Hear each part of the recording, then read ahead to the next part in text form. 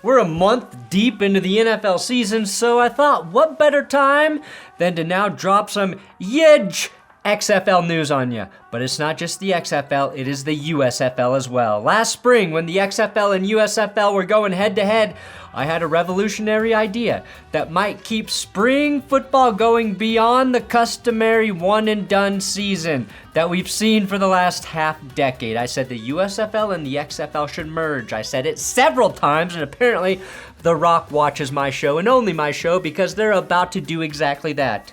I honestly thought when The Rock came to Colorado, he was going to discuss this with me, but apparently he was just here to see Deion Sanders and the Buffs. There's something really special here happening at Colorado. Regardless, this is really exciting news for the spring leagues. One that gives them long-term viability, in my opinion.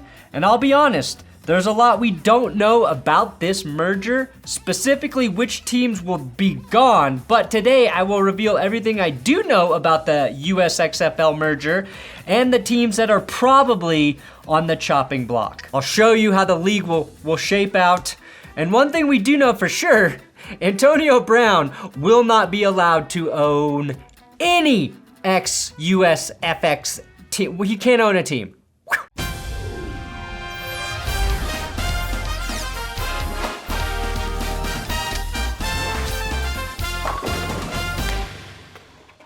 Just in time for the Tank Bowl coming up, I've got this Sad Bear shirt for anyone wanting a sad bear. And I got the I'm dying inside one for anybody who feels like a dead horse. And another way you can support this channel, my new coffee, the Fuck the Refs blend. This is a very, very dark roast. You wanted a dark, bold roast? Well, I found the boldest roast I could find for that special Monday morning after your team gets screwed by the officials. Benchwarmerbrew.com. Check it. All right.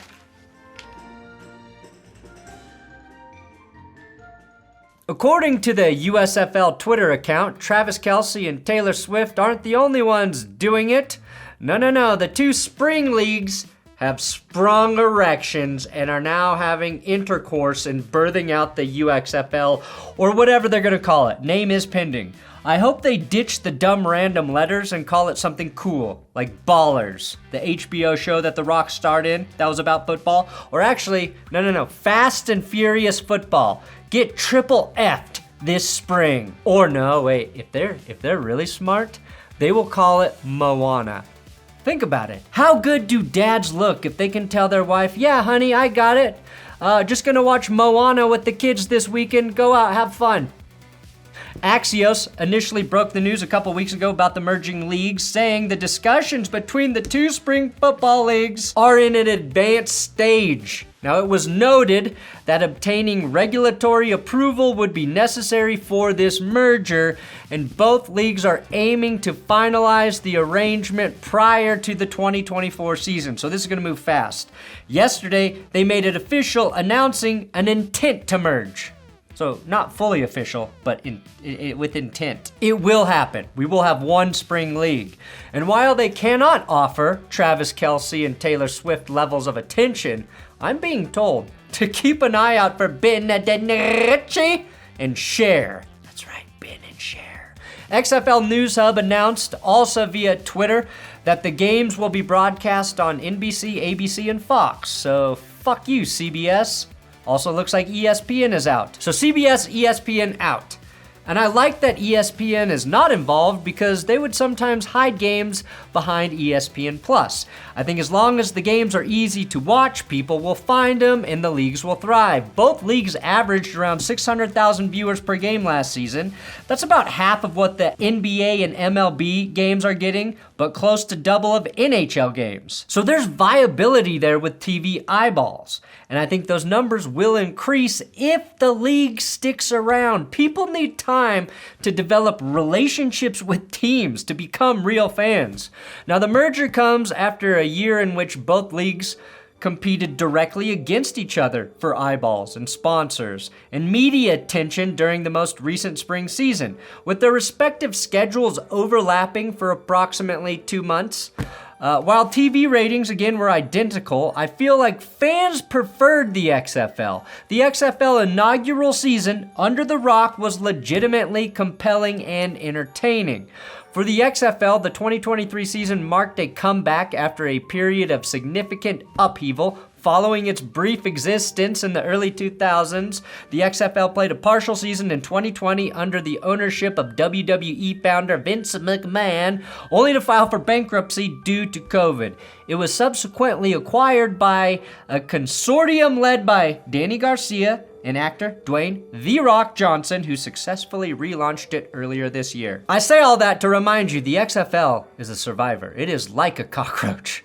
On the other hand, the USFL recently concluded its second consecutive season, hell yes, with the new version of the league making its debut in 2022. Now, XFL chairwoman Danny Garcia expressed her belief in March, prior to her league's regular season, that there was room for both leagues, emphasizing that competition encourages improvement and better care of the athletes, to which I say, liar, liar, one league to rule them all. If the teams merged without cutting any franchises, the US, whatever it's called, would have 16 teams, which feels like a perfect way to keep a solid rotating schedule where teams aren't playing each other too often, and we get a 3-round playoff system that truly finds the best champion. Keeping each league as its own conference would be great for rivalry, with the best XFL team playing the best USFL team for the championship every year. That would be awesome. That said, there's almost no chance they keep all 16 teams. Both leagues are losing money, and it's just not feasible.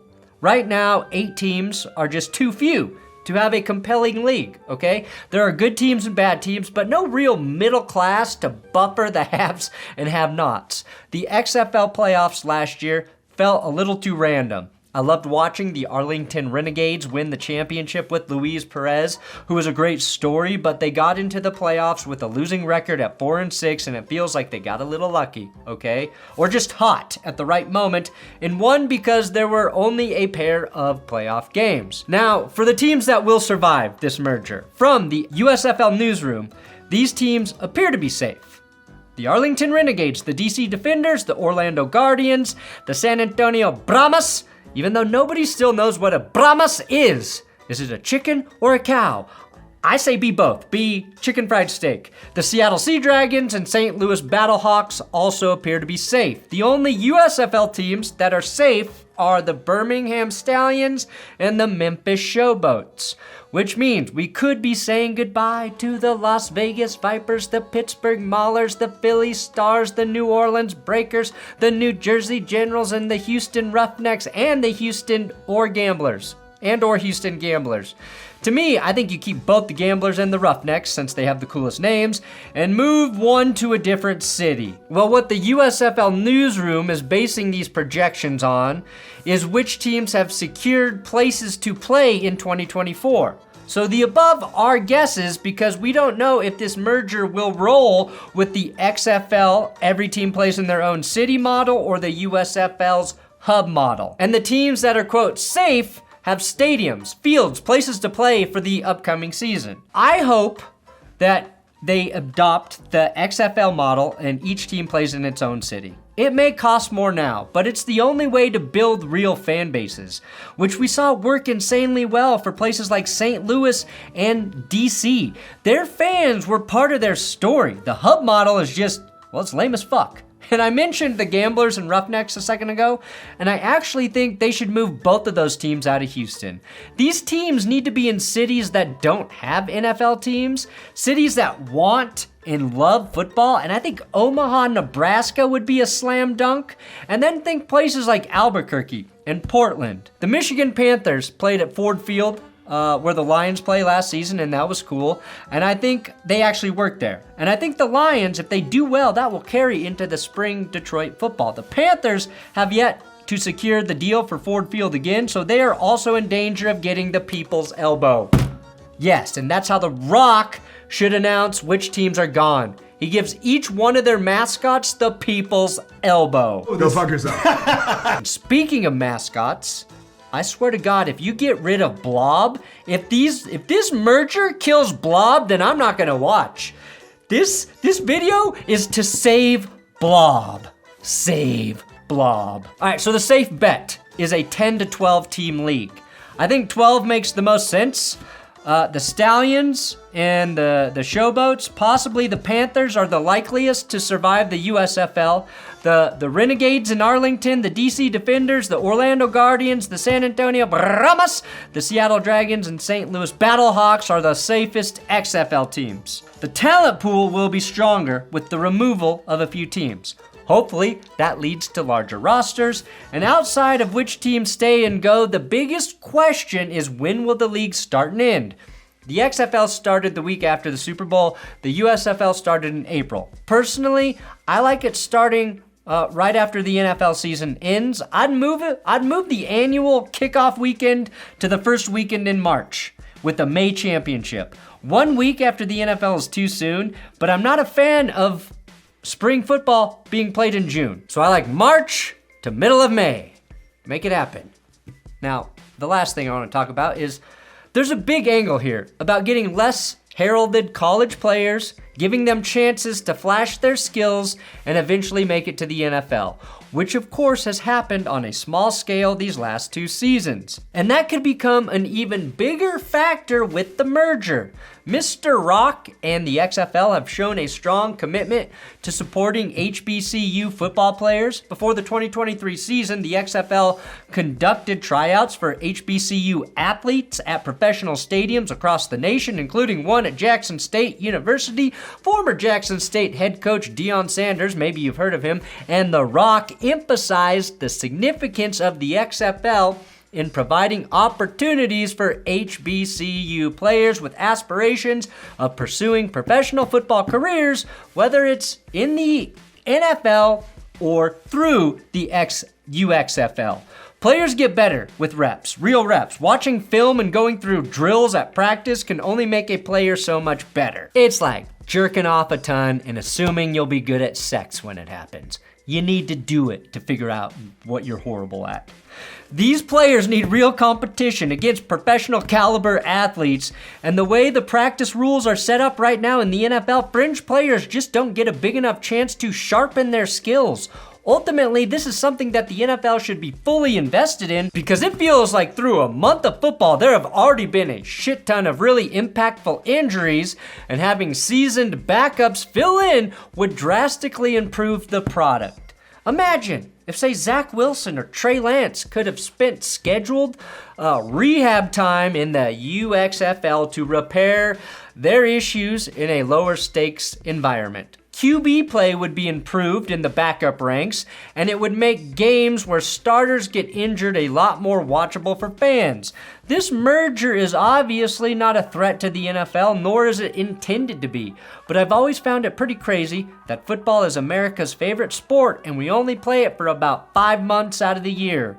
I've always thought there would be a market for spring football, which the USFL proved back in the early 80s before they made the fatal mistake of going head-to-head with the big dog. But the trickle-down effect of a competent league in the NFL offseason is going to reward everyone involved.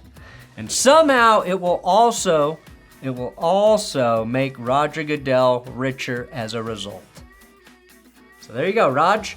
Thanks for watching That's Good Sports. USFL, XFL, US, UX, XF, UXFS, UXX, X to the triple to the H to the U to the S to the F to the L video. Merger, doing it.